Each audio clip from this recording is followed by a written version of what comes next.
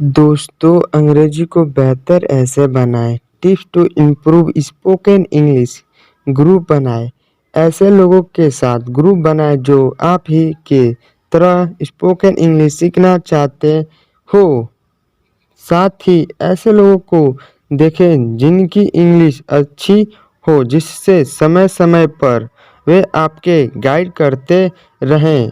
अपने ग्रुप में इंग्लिश की प्रक्रिया करते रहें और किसी की गलती होने पर उसे ठीक ले, जिससे पार्टी भी हो जाएगी और आप गलतियों को भी नहीं दोहराएंगे।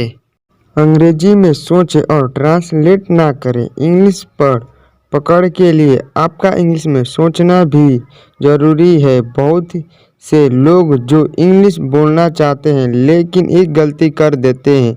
मन में हिंदी तो इंग्लिश ट्रांसलेशन करना और फिर जवाब देना। इस वजह से दिमाग ऑटोमेटिक प्रोसेसिंग नहीं कर पाता। इसलिए मन में हिंदी को बजाय इंग्लिश में सोचना शुरू करें, फिर चाहे वे ग्रामेटिकली गलत क्यों ना हो। शुरुआत में यह काम थोड़ा बोर या मुश्किल भी लग सकता है, लेकिन एक समय ऐसा आएगा जब हिंदी की तरह इंग्लिश में भी जवाब ऑटोमेटिकली आएगा। जैसे ड्राइविंग सीखने के लिए शुरू में तो काफ़ी दिक्कत होती है, लेकिन एक समय ऐसा आता है कि आप आसानी से ड्राइविंग करने रहते हैं, क्योंकि आपका दिमाग बिना किसी कॉन्शियस असिस्टेंस के भी ऑटोमेटिक प्रोसेसिंग करता रहता है। अंग्रेजी बोलने वाले के पास रहे हुए बैठे बल्कि प्लेसेस और वर्क प्लेसेस पर ऐसे लोगों की कोई कमी नहीं जो अंग्रेजी में ही बोलते हैं, तो आप उससे दोस्ती करें और उनके साथ बोलने की कोशिश करें। व्याकरण के बारे में मत सोचो। ज़्यादातर लोग जिनकी पहली भाषा हिंदी है या कोई दूसरी है और वे इंग्लिश में बात करना सीखना चाहते हैं, लेकिन कई कोशिशों के बाद भी ठीक से सफल नहीं हो पाते। ऐसे क्यों? क्योंकि वे इंग्लिश ग्रामर को सीखने पर ज़्यादा फोकस करते हैं और ग्रामर के रूल्स में फंस कर रह जाते हैं। जब कोई बच्चा पैदा होता है तो वह कोई भी भाषा बोलना नहीं जानता, लेकिन धीरे धीरे अपने आसपास की भाषा को सुनता है और उस भाषा को बोलना सीख जाता है। उसे ग्रामर नहीं सिखाई जाती। ऐसा नहीं है कि इंग्लिश ग्रामर का कोई महत्व नहीं है, लेकिन अगर आप इंग्लिश बोलना सीखना चाहते हैं तो इसका महत्व कम हो जाता है। ग्रामर की इम्पोर्टेंट एग्ज़ाम में ज़्यादा होती है।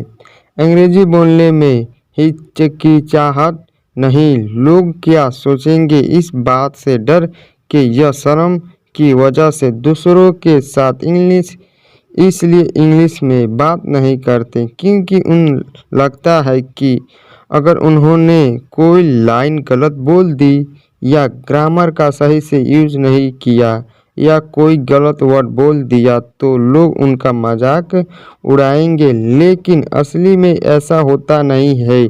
जो आता है उसे खुलकर बोले। किसी भी काम को करने के लिए असल कोशिश तो आपको ही करनी होती है, इसलिए बिना किसी झिझक के अंग्रेजी में बोलने की कोशिश करें।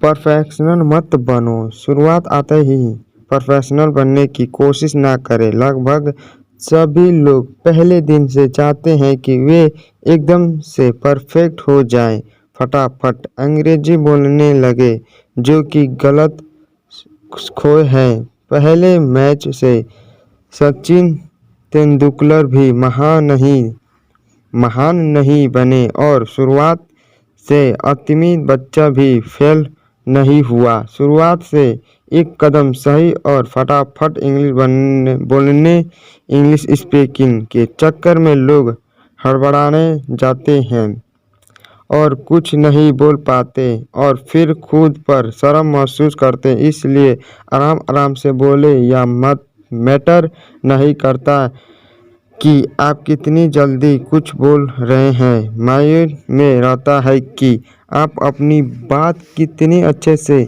समझा रहे हैं। ज़्यादा तक स्पीड की बात है वह समय के साथ खुद व खुद बढ़ जाएगी। तो गाइस अच्छा लगा होगा वीडियो तो चैनल को सब्सक्राइब करिए ऐसे ही और वीडियो देखने के लिए। तब तो चलिए मिलते हैं फिर से एक न्यू वीडियो में।